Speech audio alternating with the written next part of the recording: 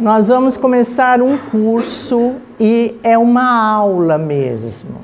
Então aqui nós estamos prontos para aprender, com o coração aberto, a mente em paz, tranquila, e é um curso muito importante, não só para agora, mas para a nossa vida. E nós vamos começar com um vídeo, colocando uma diferença entre espiritismo e espiritualismo.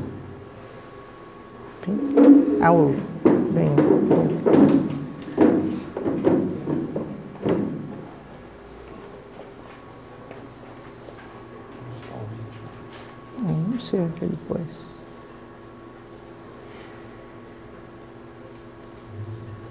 Qual é o nome do vídeo? Espiritismo e espiritualismo.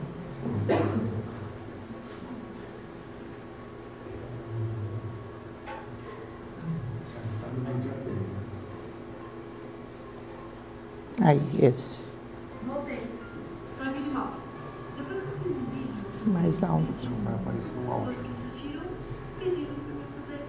Pediram pra eu fazer. Hoje eu vou falar então sobre a diferença entre espiritismo e espiritualismo. Eu vou começar pelo espiritismo. É espírita aquele que acredita nas obras publicadas, escritas por Kardec. O termo kardecista, ele na verdade não existe de fato. As pessoas falam, eu sou kardecista, não sei o quê. Significa, eu sou espírita. Tá? Outra coisa que eu vi que é importante para falar se uma informação é espírita ou não, é se ela está contida nas obras que foram aceitas pela Federação Espírita Brasileira, que é a FEB. Todas as obras na livraria do Centro Espírita são aceitas pela Federação Espírita Brasileira. Então, se foi aceito pela Federação, é espírita. Lá na FEB tem pesquisadores, tem pessoas que estudam as obras, todas as obras que são lançadas e se consideram espíritas, a Federação vai ler, né, várias pessoas leem e falam, está de acordo com a doutrina, está de acordo com as informações que nós temos recebido até hoje do mundo espiritual e que tem uma alta qualidade moral e ensinamentos que estão de acordo com o Evangelho de Jesus Cristo e etc. Aí eles aprovam essa obra. Aqui na Terra tem espíritos desencarnados que são tão evoluídos quanto a gente. Então pode ter espíritos de má índole, espíritos brincalhões, etc.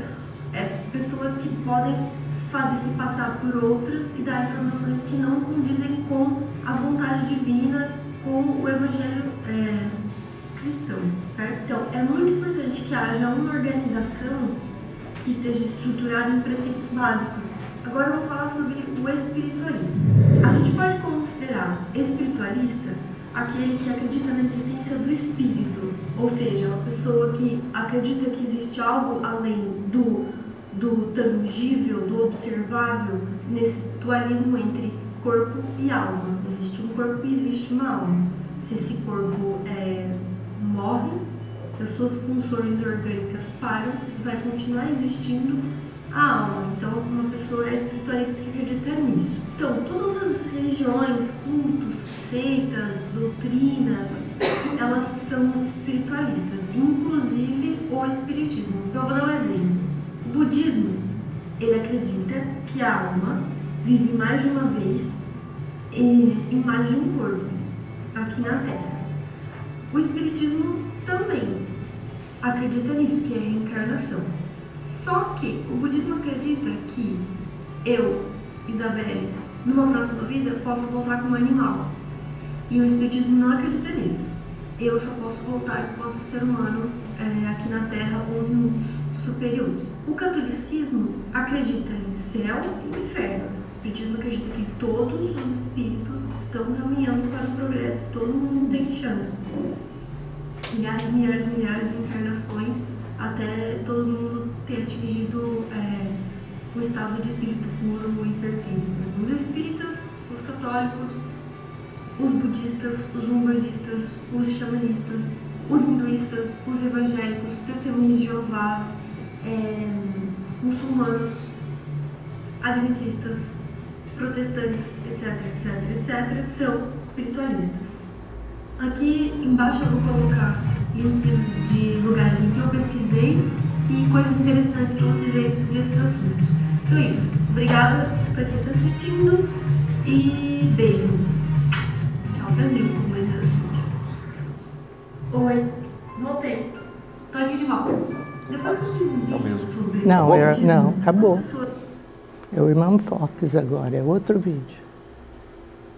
É outro vídeo. Não tá aqui. Onde tá? Ué. Tá aí na pasta, ele falou. Qual pasta, Diogo? Ele que colocou.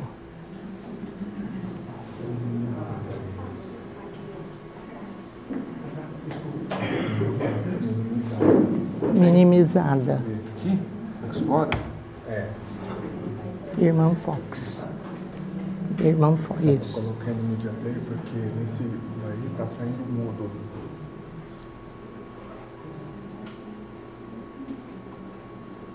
Aí depois já vai entrar fora do ponto. Em 11 de dezembro de 1847, É assim mesmo. Ela tem. uma família de origem alemã se instalou em uma modesta casa no vilarejo de Riedesville, estado de Nova York, nos Estados Unidos. A família Fox era formada pelo Sr. John Fox, sua esposa Margaret Fox e seus filhos, entre eles as duas filhas, Kate e Margaret, como a mãe. Fenômenos interessantes passaram a acontecer na casa 2 meses depois da família chegar. Eram batidas leves, arranhões nas paredes e nos móveis. Os ruídos aumentavam cada vez mais. Na noite de 31 de março de 1848, houve uma série de sons muito fortes e contínuos. A garota Kate desafiou a força invisível a repetir com algum barulho a quantidade de palmas que ela batia.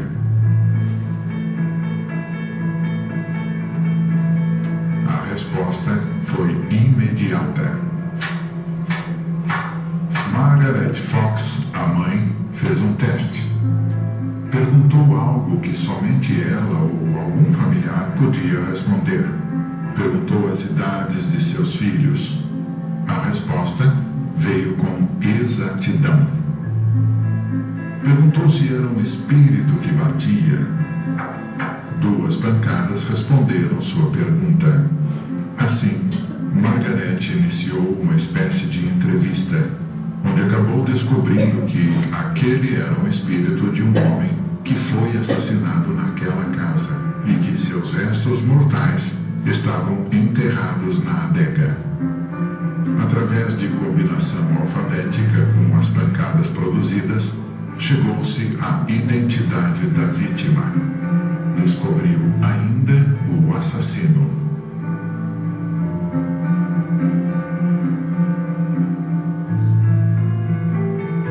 A família chamou os vizinhos para que estes presenciassem os fenômenos. Assim, em poucos dias, a casa passou a ser visitada por um número cada vez maior de curiosos. Na época dos fenômenos, as 2 garotas, Margaret e Kate, foram afastadas de sua casa, pois suspeitavam que os fenômenos eram ligados à presença de ambas. Entretanto, os ruídos acompanharam as irmãs Fox. Em algum tempo, os fenômenos já aconteciam nas residências de outras famílias.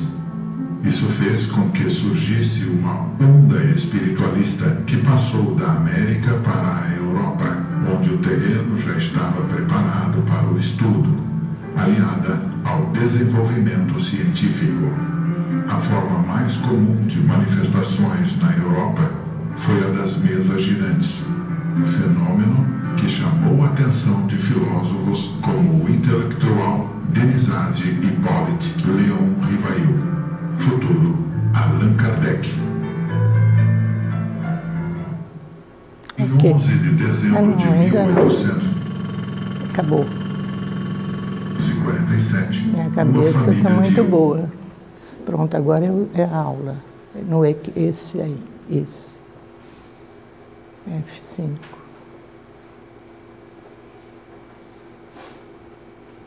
Valeu, obrigada. Esse é o nosso assunto. Uma menina falando sobre espiritismo e espiritualismo. Vocês já sentiram, eu percebi alguma diferença entre os dois assuntos. O espiritismo é separado do espiritualismo ou faz parte do espiritualismo? O espiritualismo existe sem o espiritismo?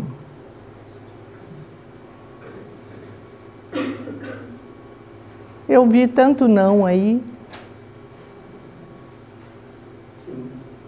O espiritismo está dentro do espiritualismo. Porque o espiritualismo é o mundo fora da matéria. Ele não é um mundo tangível. Ele está fora. Então, é o espiritualismo. E nós estamos no espiritismo. O nosso curso é sobre o espiritismo e tem uma figura principal que criou, que organizou, que se chama Allan Kardec. É a base. Não existe, eu vou colocar aqui uma afirmação, não existe espiritismo sem Allan Kardec. Estou afirmando. O outro vídeo que vocês viram, o título é Irmãs Fox. É um sobrenome de uma família numa cidade bem pequenininha nos Estados Unidos. E lá aconteceram, olha outra palavra que eu vou colocar que é importante para nós, fenômenos mediúnicos. Não foi um fenômeno, foram vários fenômenos. Batidas, o que mais? Oi? Arranhão? Ruídos, e daí afora. Então esse tipo de manifestação nós chamamos de fenômenos mediúnicos. Eu estou aqui no beabá, fazendo a criança engatinhar, porque é muito importante para o nosso curso, ok? Então, o título Espiritismo, noções introdutórias. Allan Kardec, pedagogo. Pedagogo quer dizer que ele era da educação, ele educava. A pedagogia é a ciência da educação, aquela que educa. É um pedagogo francês, aí está o nome dele inteirinho, ó. Hippolyte Léon Denisard Rivail. E o pseudônimo que ele escolheu foi Allan Kardec. Ele foi discípulo de Pestalozzi. Pestalozzi é um pedagogo fantástico, é um italiano que dava aulas em Paris. E o melhor aluno dele era Allan Kardec. Quando ele precisava sair da sala de aula, Allan, vem, por favor, e me dá assistência. Então, Allan Kardec ficava dando aula para o Pestalozzi. Então, era uma pessoa fantástica.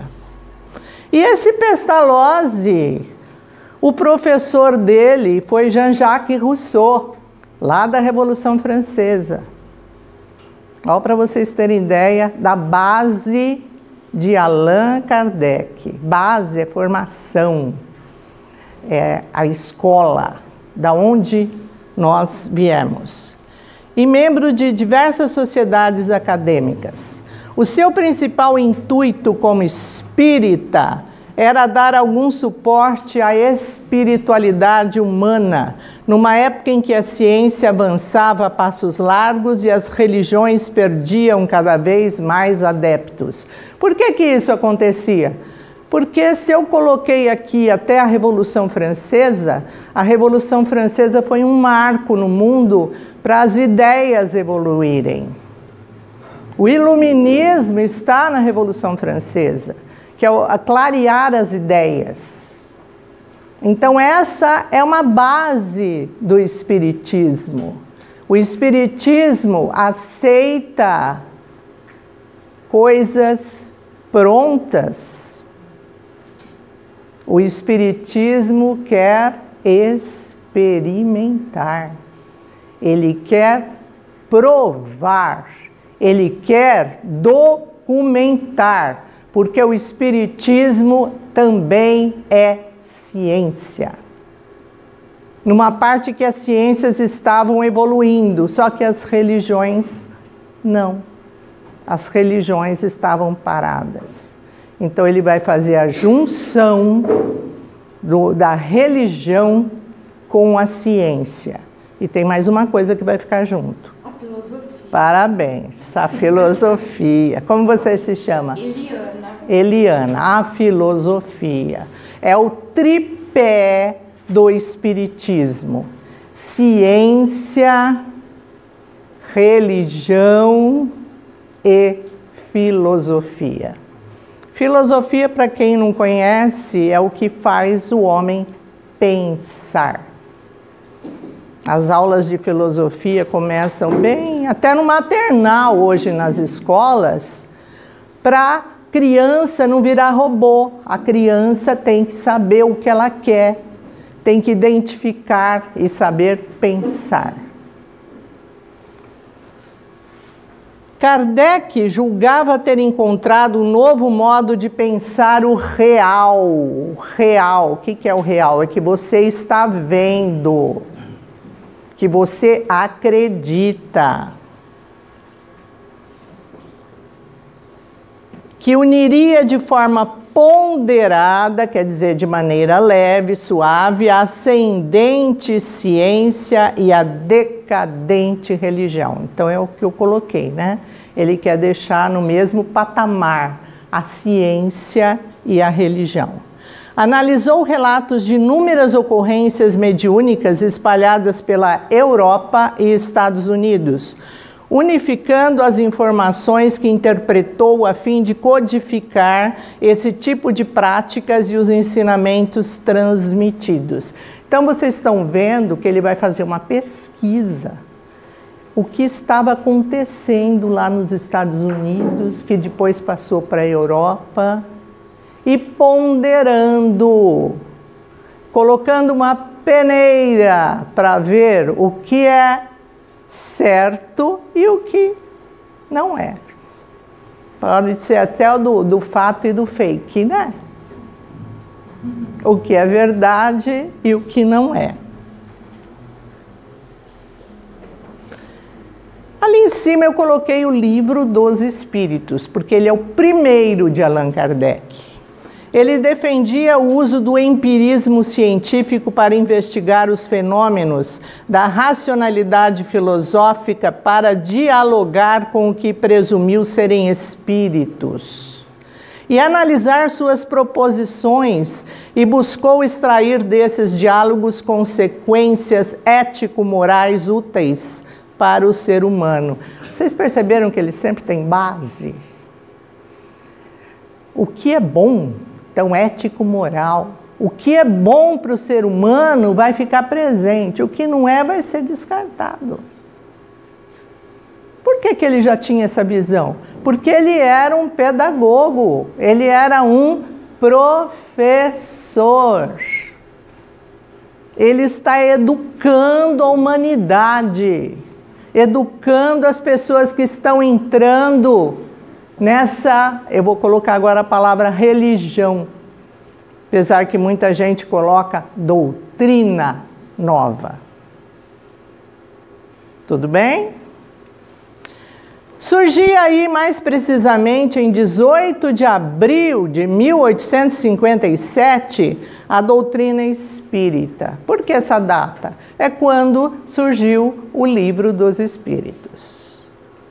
Ó, século XIX, meados, estão no meio do século XIX. Nos Estados Unidos, o termo espiritismo era chamado de moderno espiritualismo.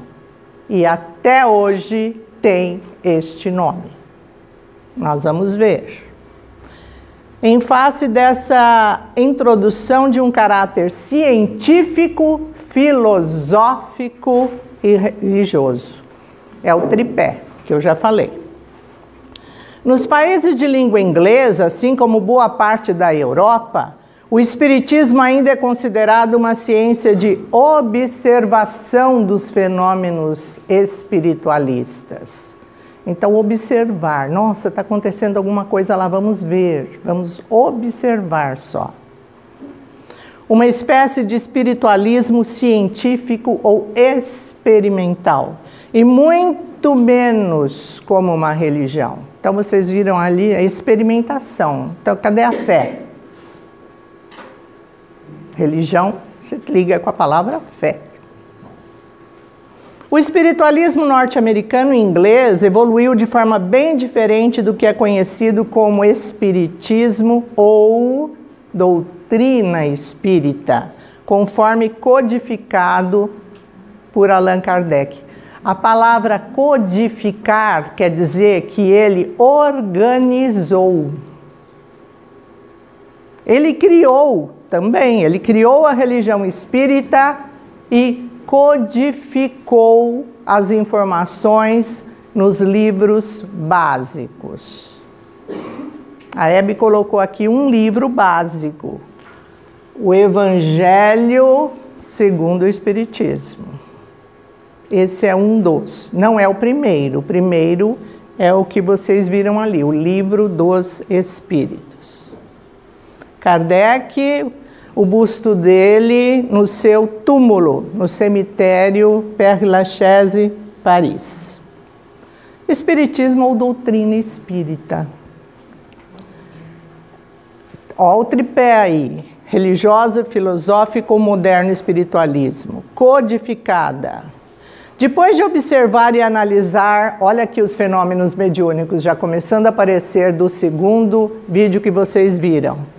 Mesas girantes, incorporação e outros fenômenos mediúnicos, os quais ele afirmava serem causados por inteligências incorpóreas ou imateriais. Espíritos. Espírito não tem matéria.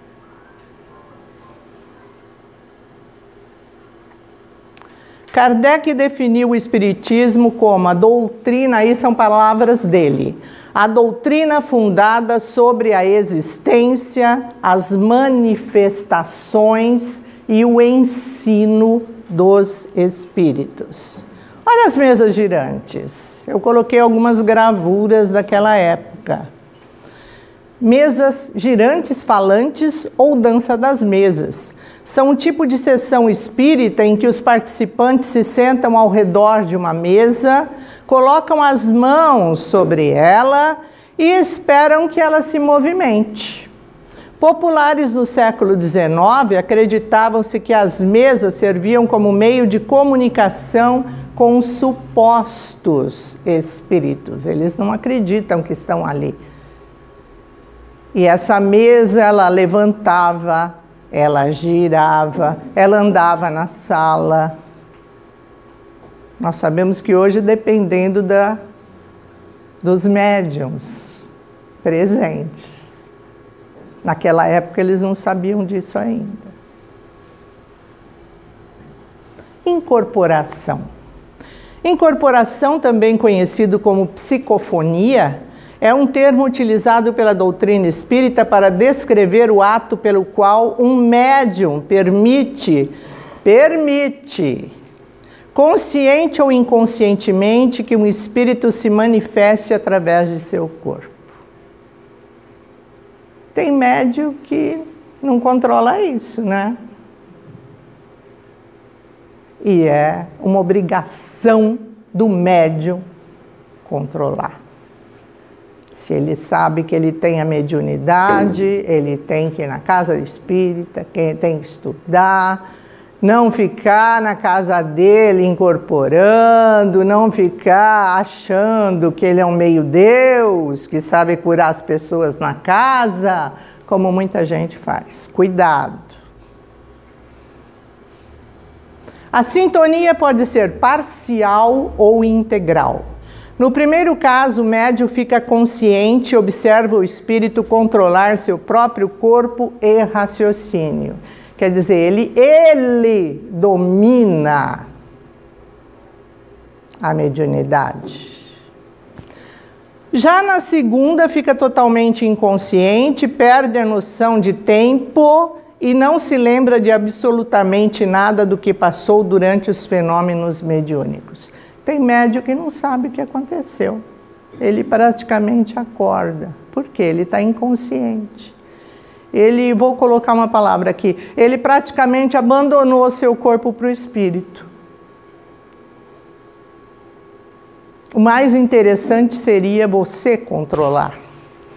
Aí o espírito chega, vai falar alguma coisa que não deve, e você consegue articular aquelas palavras de uma maneira diferente. Quer dizer, você domina a situação. Então vocês, os médiuns, têm que estudar muito para poder, principalmente, controlar a situação. É muito importante o estudo para o médium. Fenômenos mediúnicos. No Livro dos Espíritos, Allan Kardec aborda a multiplicidade de experiências que os fenômenos mediúnicos proporcionam. Palavra dele. Concebe-se que deve ser bastante raro que a faculdade de um médium seja rigorosamente circunscrita a um só gênero. O mesmo médium pode, sem dúvida, ter várias aptidões, mas há sempre uma que domina e é a que deve se interessar em cultivar, se for útil. Então, a mediunidade é muito vasta. Tem vários tipos de médiuns. E Allan Kardec conseguiu, através dos seus livros, a organizar esses médiuns. Vamos ter vários tipos de mediunidade. Espécie comum a todos os gêneros: sensitivos, médiuns de efeitos físicos, curadores, passistas. Agora, médiuns de efeitos intelectuais, audientes, falantes, videntes, psicógrafos e inspiradores. Esses são os principais tipos de mediunidade. Já perceberam que o médium pode ter vários, mas geralmente ele vai ter que se aperfeiçoar no melhor, para ele ou para a humanidade. Isso. Dezenas de tipos já foram verificados, sendo que os mais comuns e famosos são materialização, transfiguração, levitação, transporte, bicorporeidade, voz direta, escrita direta, intuição, vidência, audiência, desdobramento, psicometria. Esse nem eu sabia o que era, então eu registrei aí, ó. Registro e identificação de fluidos de objetos locais. Isso significa psicometria. Psicografia, psicofonia. Então aí, só aí já tem um estudo imenso. Tudo isso foi organizado, codificado por Allan Kardec. A base está nos seus livros. Temos que estudar. Segundo Kardec, o Espiritismo aliaria ciência, filosofia e religião, buscando uma melhor compreensão não apenas do universo tangível, que o primeiro vídeo colocou, que é o científico. O que é ciência? Ciência, eu pego, eu provo. Isso é ciência. Mas também do universo a esse transcendente, religião. Como que eu vou provar a religião? Como que eu vou pegar a religião? Pela fé. Como que eu pego a fé? Raciocinando. Tudo bem. Eliane, né? Eliana. Eliana, ok. O termo espiritismo foi criado por Kardec em 1857 para definir o corpo de ideias reunidas em seu O Livro dos Espíritos e destacar as diferenças do espiritismo para o espiritualismo. Por isso que eu fiz questão de colocar esse vídeo primeiro. Olha o tripé. Religião, ciência, filosofia. É o Espiritismo. Obras básicas de Kardec. Livro dos Espíritos, Evangelho segundo o Espiritismo, Gênese. Só que o 2 não é o Evangelho, o 2 é o Livro dos Médios. Gente, o Livro dos Médios é cabeceira de médium. Tem que ser estudado diariamente. O Evangelho, depois o quarto, o céu e o inferno, é muito interessante, e a Gênese. Esses são os básicos. E os básicos foram publicados entre 1857 e 1868.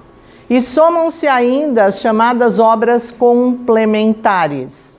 O que é o Espiritismo, Revista Espírita e obras póstumas. A coleção da Revista Espírita, de 1858 a 1869, obras póstumas e o que é o Espiritismo. Gente, o que é o Espiritismo é um livro bem tranquilo, até que para aquelas pessoas que não conhecem termos mais pesados, dá para ler. É um livro bem escolar, bem básico. Mesmo não sendo reconhecido como ciência, seus adeptos consideram numa doutrina de cunho científico, filosófico, religioso, voltada para o aperfeiçoamento moral do homem. E acreditam na possibilidade de comunicação com os espíritos através de médiuns. Então deu para perceber quem é um médium. É o dono da verdade? Não, já deu para ver, né? Que o médium é um mero instrumento. A dona Eliana aqui está ótima, hein? Vai ser a primeira aluna? O Espiritismo também é conhecido por influenciar e promover um movimento social de instituições de caridade e saúde, que envolve milhões de pessoas em dezenas de países. Aqui é uma reunião espírita bem comum, bem tranquila. Vocês estão vendo que tem um espírito, tem uma médium vidente, né, que está percebendo, outro está estudando, todo mundo está em paz, tem uns copos de água. O Evangelho no lar é uma visão de o Evangelho no lar. Gente, todo mundo tem que fazer Evangelho no lar. Achar uma hora, um dia. Na minha casa é 8h30 da noite no domingo. Se tem alguém ou não tendo alguém, se eu estou em outro lugar, eu vou para um reservado, ou se é um hotel, para o quarto do hotel. Se eu não tiver o Evangelho segundo o Espiritismo, eu vou abrir um texto da Bíblia, que geralmente a Bíblia está numa gaveta, né, do criado mudo do hotel. Uma vez, foi muito interessante, não tinha essa Bíblia, nós estávamos sem Evangelho, nós fomos jantar, depois sentar num jardim, para dar o tempo do Evangelho, para ir levar para o quarto. Nesse jardim, esqueceram uma Bíblia num banco. E nós levamos para o quarto e fizemos o Evangelho. E depois doamos a Bíblia para quem necessitava. Então, olha que interessante. Era para fazer o Evangelho, né? E se tiver alguém na sua casa, convide. Se não quer participar, fala, olha, eu vou ficar aqui numa reunião, você faz alguma coisa e depois a gente se reúne. Respeitar o horário do Evangelho é muito importante. Por quê? Você não está sozinha. Às vezes você vai fazer com ninguém mais materializado ali, mas quanta gente vem vindo para participar. Existe espiritismo fora do Brasil? Sim, existe, é claro, embora que não conte com a mesma força que em nosso país. Inúmeros irmãos e entidades internacionais envolvidos com entusiasmo no projeto de criar, manter e ampliar casas espíritas nos lugares mais distantes do planeta. Começa a andar lenta, porém firmemente, sempre mantendo para alegria nossa fidelidade aos ensinamentos repassados pelos espíritos codificadores ao mestre Allan Kardec. Espíritos codificadores, espíritos que estavam preocupados com essa visão e a propagação dessa religião nova. Espíritos auxiliares de Allan Kardec na codificação dos seus livros. Um mapa mundial e essas bandeirinhas são locais onde existe o espiritismo hoje. De 1857, ano do lançamento dos Espíritos, a 69, ano do falecimento de Kardec, o Espiritismo conseguiu 7 milhões de adeptos. Segundo dados do ano 2005, o Espiritismo possui cerca de 15 milhões de adeptos ao redor do mundo. E segundo dados do ano 2010, o Brasil, país com mais adeptos, conta com cerca de 3 milhões e 800 mil espíritas. Aqui, segundo o Conselho Espírita Internacional, tem 36 países membros. Eu coloquei em ordem alfabética. Alemanha, Angola, Argentina, Austrália, Áustria e termina na Venezuela. Agora, o que aquela primeiro vídeo colocou, o espiritualismo, só que hoje o termo é moderno espiritualismo. O que será que é isso? Alguém já descobriu? O próprio espiritismo, a minha aluna aqui, ó. Fantástico, fantástico. Desde os primórdios do seu aparecimento, o espiritismo tem sido mais comumente denominado moderno espiritualismo, em face da introdução de um caráter científico, filosófico, religioso novo nas ideias já existentes do espiritualismo. Vocês estão vendo que tem muita coisa que eu estou repetindo para entrar na cabeça mesmo. Que nós já tínhamos, mas vamos tirar dos arquivos e deixar bem aflorado. Nos países de língua inglesa, assim como boa parte da Europa, o espiritismo ainda é considerado uma ciência de observação dos fenômenos espiritualistas, uma espécie de espiritualismo científico ou experimental. Vocês acham que no Brasil também é assim? Alguns lugares. Alguns, parabéns. Parabéns. E muito menos como uma religião. O espiritualismo norte-americano e inglês evoluiu de uma forma bem diferente do que é conhecido como espiritismo ou doutrina espírita, conforme codificado por Allan Kardec. Estados Unidos. O espiritismo caminha com maior vigor e rapidez. Vejam na entrevista abaixo um panorama do espiritismo norte-americano. Pergunta: quantos grupos espíritas existem nos Estados Unidos da América do Norte? 50 grupos, dentre os quais 17 estão legalizados e 12 estão afiliados ao Conselho Espírita. Vou pegar uma aguinha.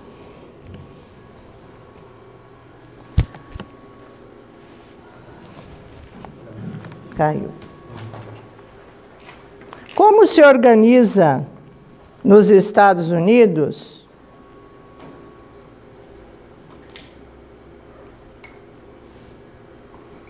o movimento espírita? Como o movimento ainda é jovem e está em organização, os centros espíritas afiliam-se diretamente ao Conselho Espírita, com sede em Washington. Na Flórida existe uma federação espírita anterior à criação do próprio conselho. Lá os grupos podem se afiliar também àquela instituição, que por sua vez também é adesão ao conselho. Esses grupos compreendem, olha a pergunta, compreendem a importância de Allan Kardec? Sim. Esses grupos são conscientes a respeito da codificação do espiritismo e procuram pautar suas atividades nos princípios básicos compilados por Allan Kardec, com base nos ensinos da espiritualidade superior. Nesse lugar está a fonte dessa entrevista. O Mensageiro, e a entrevista é de Carlos Campetti. Vocês estão vendo que nós fomos atrás para poder embasar. E no Brasil, segundo o Censo Demográfico de 2010, o espiritismo cresceu do ano de 2000 até 2010 com um expressivo aumento de mais de 60% de seguidores. Olha, 2000 a 2010. Passando de 2.300.000 para 3.800.000 seguidores, tendo a maioria destes idades entre, olha que interessante, 50 e 59 anos, 3%. E na comparação com as demais posições em relação à religião, tendo maior número de pessoas com taxa de alfabetização, 98%. Ensino superior completo, 31%.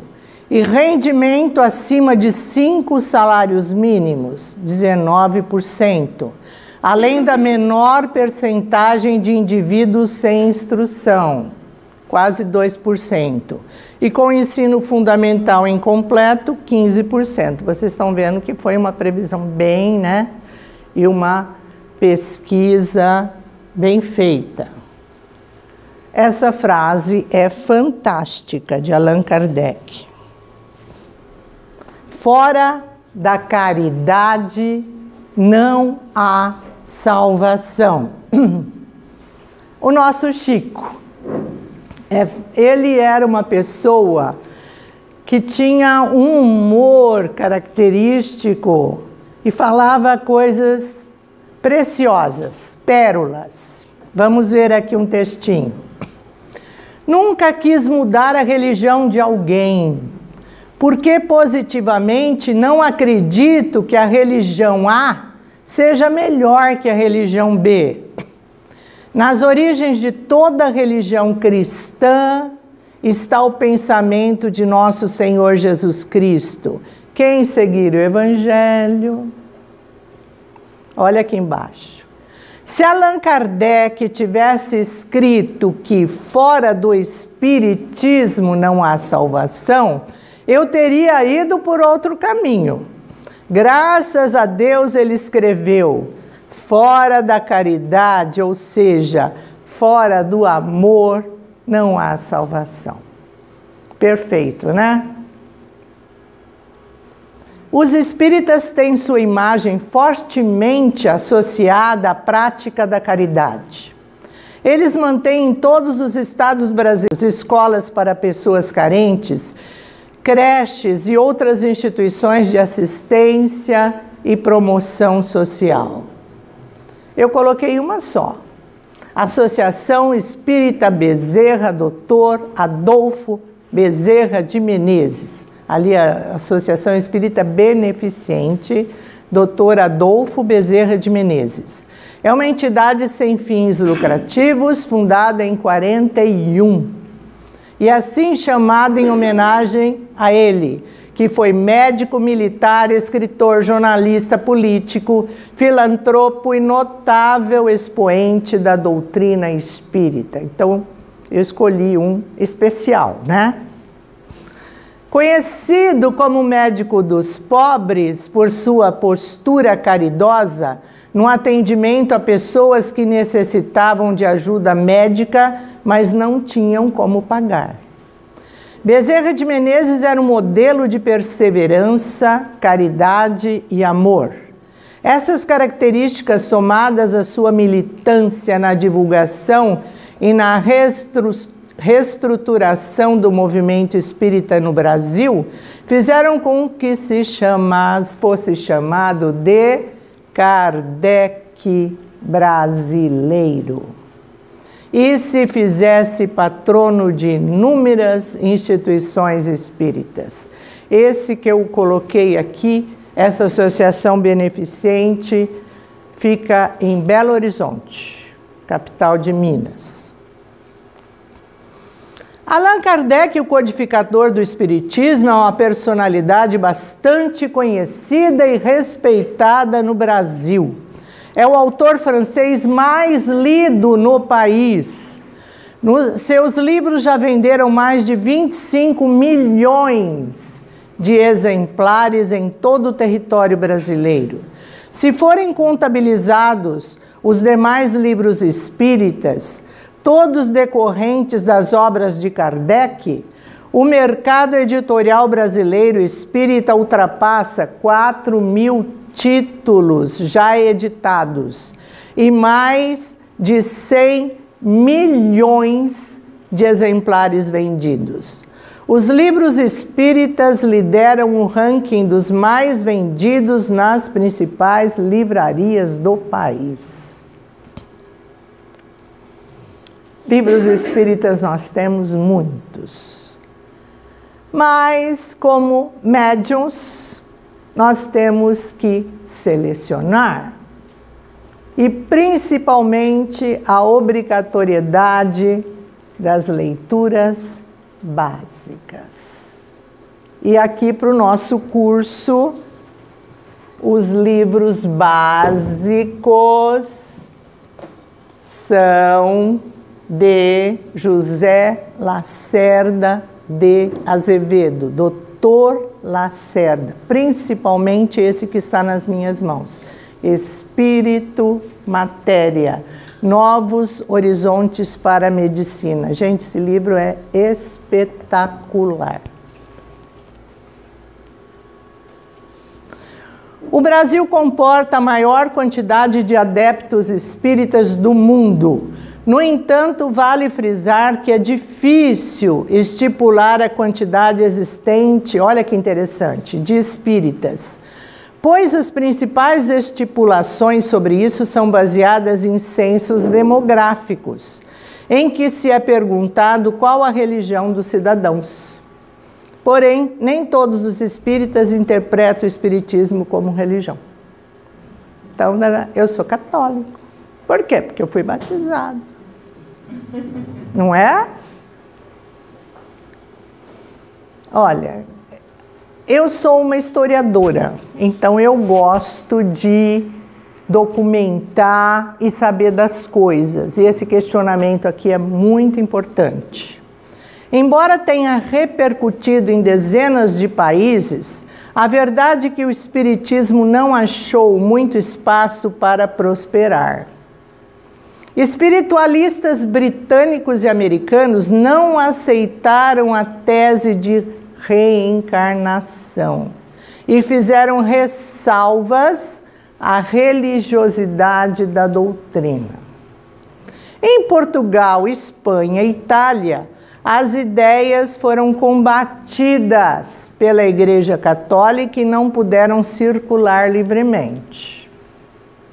Até mesmo na França, berço do espiritismo, o interesse ficou restrito a alguns círculos de intelectuais e arrefeceu depois de alguns anos, sobretudo quando eclodiu a Primeira Guerra Mundial. As guerras não estão lá no século XIX, estão no século XX, né? E o espiritismo começou no século XIX, ok? Curiosidades do espiritismo no Brasil dos primeiros tempos.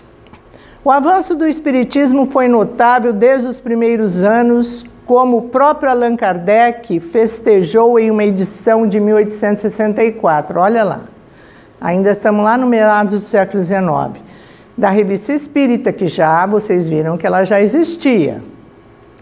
Quando afirma com satisfação, é o Kardec falando, que a ideia espírita faz progressos sensíveis no Rio de Janeiro, onde ela conta com numerosos representantes fervorosos e devotados.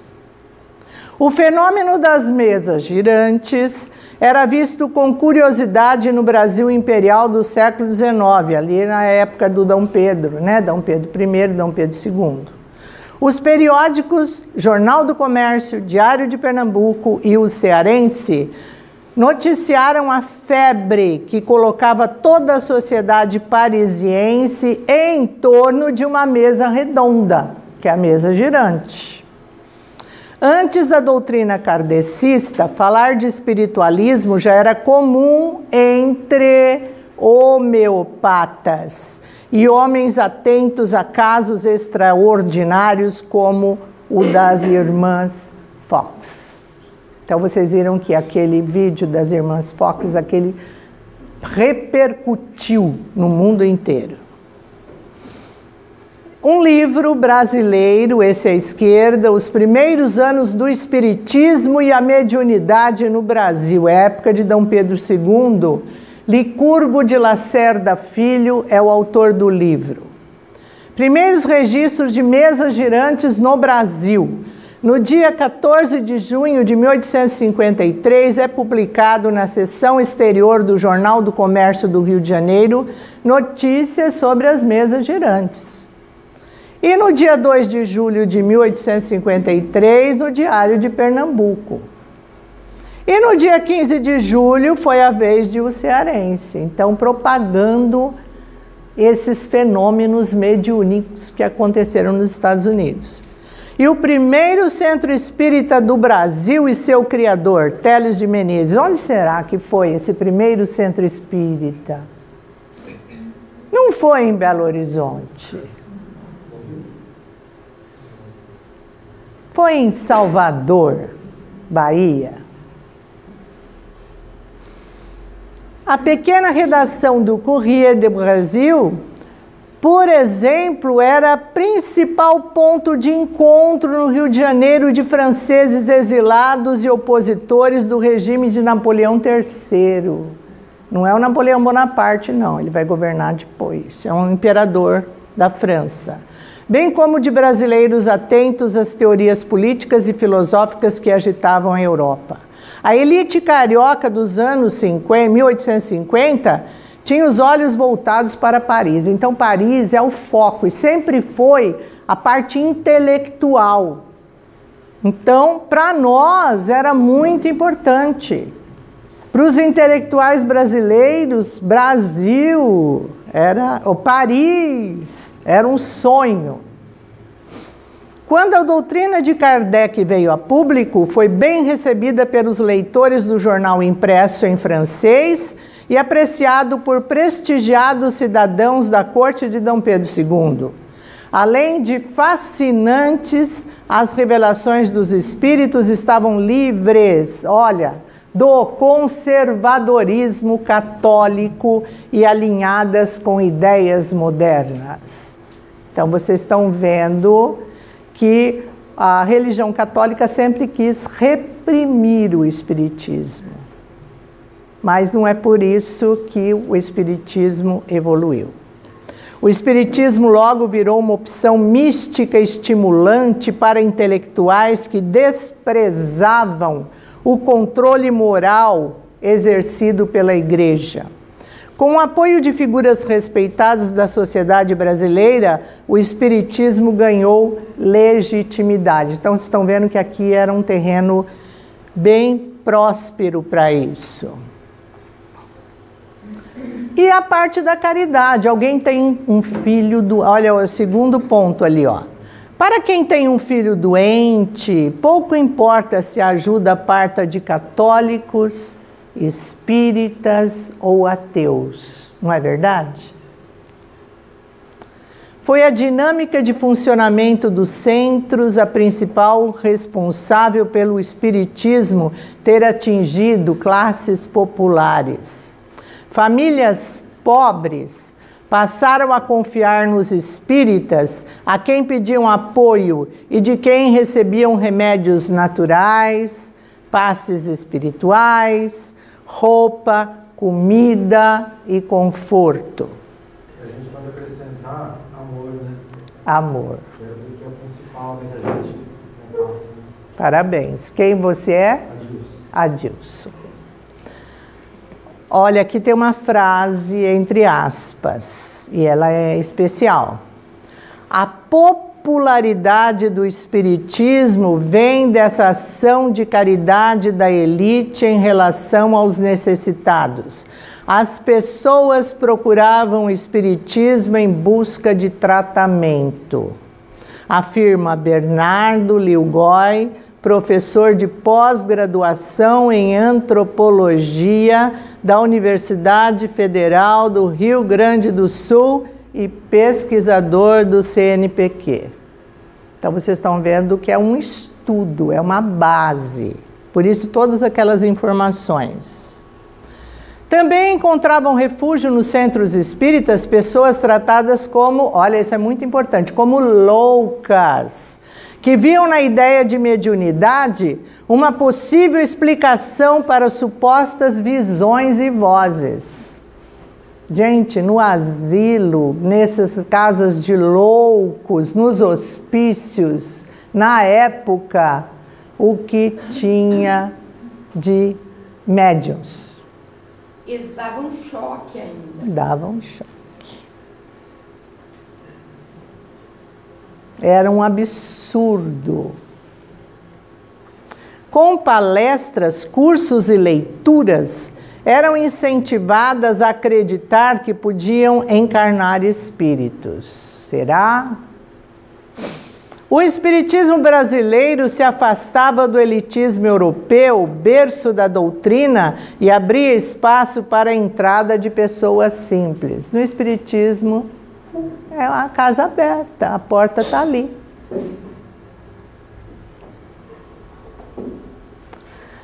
Mas o que explica essa adesão maciça a uma doutrina que se equilibra entre a religião e a ciência no maior país católico do mundo? E também está entre aspas, porque tem dor nessa frase. O Brasil tem uma tradição de religiosidade popular muito aberta ao contato com a vida após a morte e à comunicação com espíritos.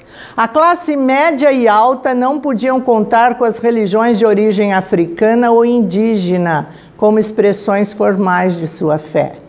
O kardecismo, com seu berço francês, satisfez essa necessidade.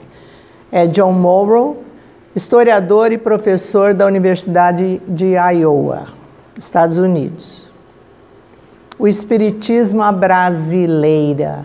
Número da religião no país: 67% espíritas brancos, 65% crescimento entre 2000 e 2010. 30 milhões simpatizantes, 3,8 milhões de espíritas. Rio de Janeiro, estado com maior proporção de seguidores, de 4 dos 16 milhões de habitantes. Mais de 4 mil títulos publicados, 100 editoras especializadas.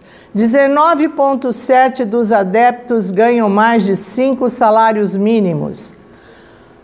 Palmelo, em Goiás, município com maior proporção de seguidores, 45,5% dos 3.335 habitantes. A fonte IBGE e Federação Espírita Brasileira.